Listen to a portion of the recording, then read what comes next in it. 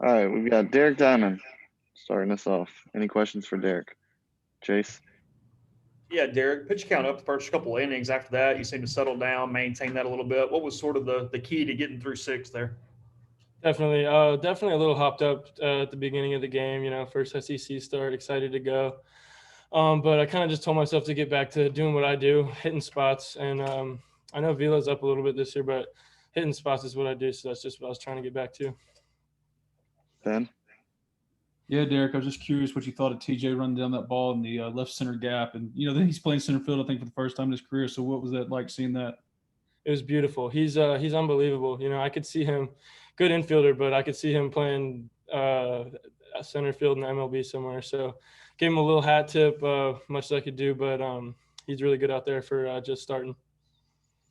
Parrish? Derek, the last 2 weeks you've kind of like run into some trouble around the fourth. How good did it feel to kind of work through that? I know you got a double play there, and just to get deeper into the game. Yeah, that definitely ran through my mind a little bit, but like I said, it's just playing the same game, trying to do what I do best, hitting spots, and it's about not getting worked up. It's easy to say that, but keeping your emotions down and trying to stay cool and calm in those situations is all it is. So that was the difference today. Chase? Finished pitching like 8 hours ago. What'd you do to kill time here the last few innings of that baseball game? I cheered him on. It was a little exciting there at the end. So nothing like standing at the ball field when it's sunny on a Sunday. So felt great. Got a lot of guys that did really well today. Good to see our offense go off like they did. They deserve it. They're good hitters. So I'm glad they went off today. You were 97 in the first. Were you a little more amped up? I know at first SEC start, technically, as odd as that sounds, is because you've kind of been around for a little while. But what did it feel like to be in league play? I mean, it felt great. Last year we stopped playing right when the SEC came, so it felt really good to get our games in this weekend. And the coaches talked to us about how it was almost a new season. So it's that kind of feeling. Almost felt like opening weekend again, and it was that kind of excitement. So felt really amped up. Had a lot of fun. Parrish, do you have another question, or was that an old hand? That's an old hand there, Davis. Any more questions for Derek? All right, all good. Thank you, Derek. Appreciate you guys.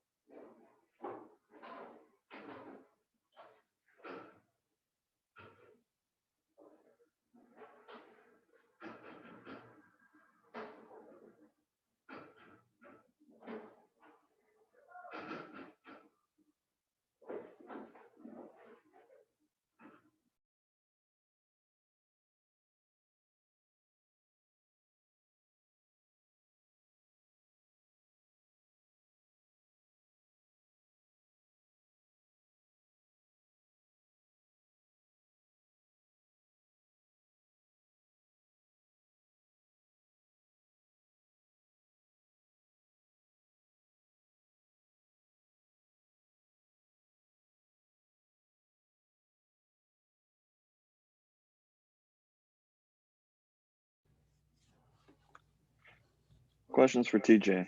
Ben? Yeah, TJ, a second consecutive start in center for you. Had you ever played out there before in your career before getting to Ole Miss, and is it starting to feel natural to you?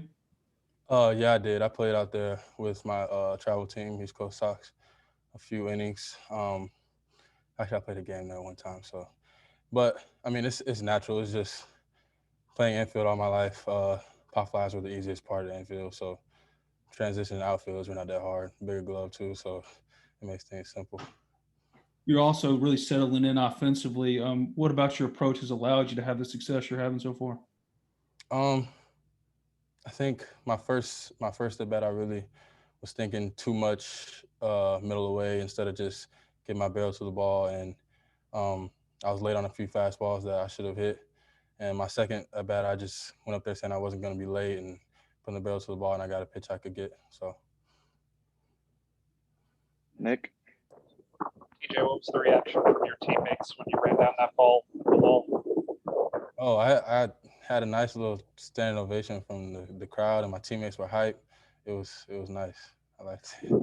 Gave me Did you get chills. it? Sorry, did Justin give you any advice about transitioning from infield to center field? Did he kind of give you any warning about what to expect? The first day the coaches called me and told me that I was going to be working in the outfield. I went out while they were doing live, and I was taking some from Coach Clear. He was hitting them to me, and I asked JB to come out there and give me some pointers and stuff about how he transitioned, and he helped me out and gave me a lot of pointers and stuff. So he was really helpful in my transitioning too. So.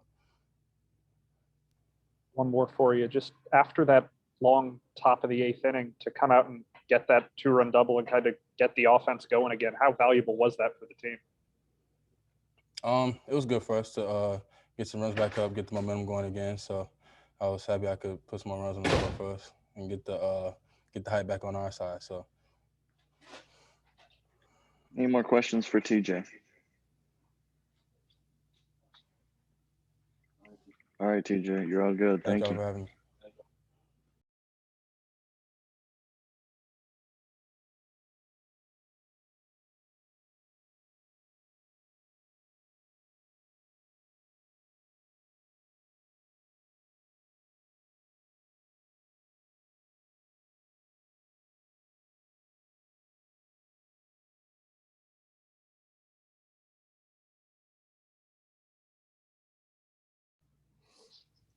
Questions for Coach?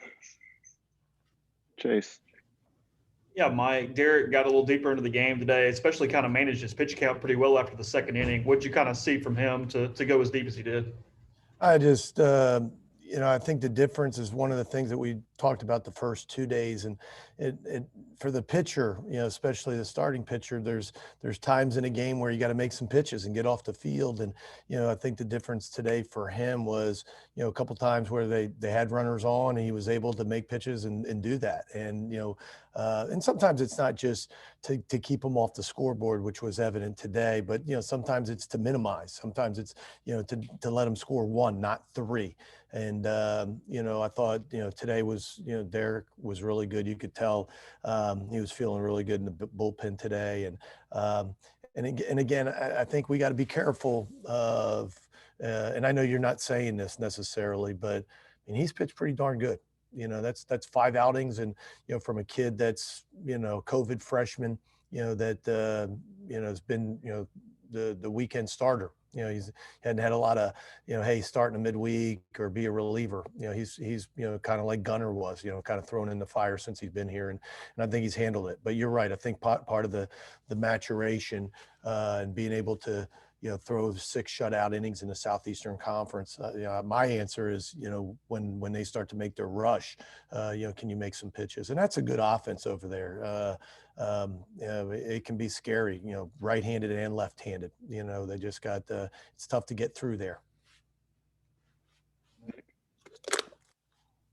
Mike, what have you seen from TJ these last 2 days? First games in center field, and then obviously his offense is coming along as well. Yeah, first of all, defensively, if we didn't think he could handle it, we wouldn't have ran him out there. I know it happens quickly, and I joke about it, a couple of days ago, kind of tongue in cheek that, hey, we're not scared to do that, to move an infielder out there. But, we're not just moving anybody out there. We got to feel confident that you can run it down. And yeah, he tracks the ball, seems very easily.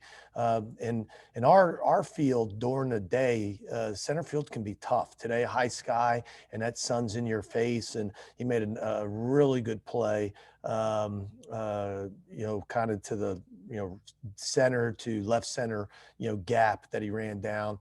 And the crowd, recognized it. And then, like you mentioned, he goes up and swings. He got, not only a big home run, but I think made everybody feel a lot better in the bottom of the 8th when he got the big double with bases loaded. Ben?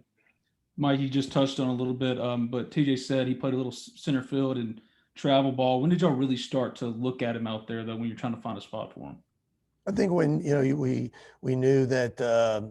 I mean, we thought about it a little bit when Chatagnier was coming back, because I think we put him in left, one of those games or so right after Chatagnier got there, just saying, pulled him in, asked him if he has ever played the outfield, and he gave us one of those travel ball. You got to be careful when they say travel ball, because that could have been like 6U coaches pitch or T-ball. So you got to be careful when they say travel ball, and. But, I just told him, and, I looked him straight in the eye. I said, if I put you out there, will you run and catch the ball for me? And he said, yes. And, and of course, you want to make them also understand that it's not that they can't play infield. And I think he understood it wasn't a demotion. It was really, hey, this was an opportunity because Peyton's back. So you might not play much second base. And, Gonzalez looks like he's got shortstop under control. You got Elko at third. If you want to get in the lineup, this may be a way to get there. So first it started in left field, just trying to give, we thought maybe we'd move Graham into first base, but, on occasion. But, when, a couple first basemen go down, it was just like, no, if we're going to have to do it, for an extended period of time, I think the better move defensively was to put Bench at third and move Tim over to first base, and maybe, we could find McCants to center field. Parrish. Mike, when a game kind of gets strange like that at the end, does it come up on you quickly as a coach in the dugout, or are you kind of looking ahead, trying to make decisions ahead in a situation like that? Well, I don't really understand the question, but I'll try to give you the best answer I can. Nobody expects to give up whatever it was, 9 runs, in any inning, regardless of the score. So, but you've watched this game enough, not just Ole Miss, but, this happens. That's why our game's crazy, and nobody really knows why. And people laugh and think, oh, hey, it's just, them saying it's baseball. That happens. It doesn't happen in basketball where the other team stops scoring and the other team scores third. Like it just happens where, a couple errors, all of a sudden you open up the gate and then it seems like every ball that touches their bat, goes in. And so one of the things is, you got to pitch some guys. But unfortunately, now we had to get to the guy that was going to probably start on Tuesday to make sure that, we win this game, because this is the most important game because we're playing it right now and it's an SEC game. So, I don't think it necessarily gets on you quickly. They start to get some hits and you get guys up. I mean, we weren't rushed at any point. It's just we needed to get 3 outs and get off the field, and those outs weren't coming too easily. And in an emergency, we knew Myers could pitch. We knew Broadway could pitch. Myers actually got hot right at, he would have been the guy right after Mallets. But it's unfortunate. But here's what I told the team: it happens sometimes, and if it's going to happen, hopefully it happens when you're winning by 14. And number 2 is, we just won by 8 runs, and so I could be all mad, and I could be, Joe coach, and at the end of the day, I would rather say, hey, you just swept the team in the Southeastern Conference, and on day 3 you won by 8 runs. And yeah, I didn't want to give up 11 in the last 2, but that was a great day for the offense. So I'd rather look at it as a positive thing. I don't know. That was a lot of different answers for you, Parrish. Use any part of that you want for your article. Yeah, I'm going to condense that down, but that was a 20+ year coaching answer. There was a lot of experience in that. Yeah, thank you. Nick? You kind of touched on it a little there, but just 3-0 start in SEC play. What do you kind of attribute that as this team? What is it about this team that's able to start hot, which a lot of teams in the past haven't? I don't know what, and again, I'm not trying to be a jerk, Nick. I don't know what you mean by attribute. I mean, we think we're a pretty good club, and I think we play pretty good baseball. And so, I think we pitched it, pretty well, especially starting pitching, throughout the weekend. We won 2 1-run games and then really swung it well today.